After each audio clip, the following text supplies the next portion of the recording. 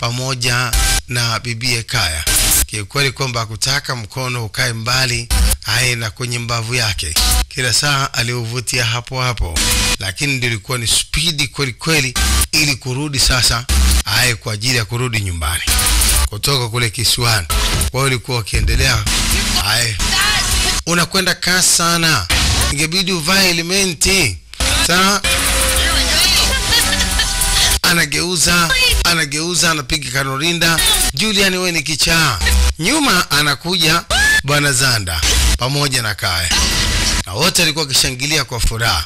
Lakini kadri anapokwenda kasi, ghafla alipiga mawimbi, wakamwagwa.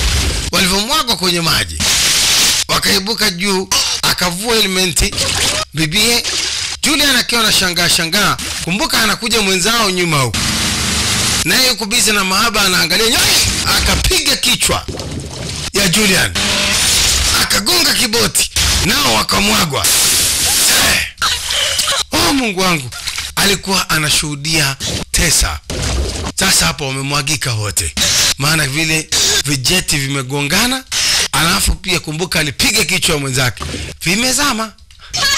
Tesa, Kaya, Zanda.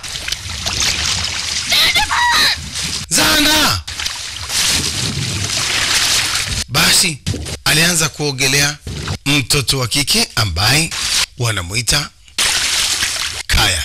Kaya ni bingwa wa kuogelea. Alianza kumtafuta Tesa huko salama.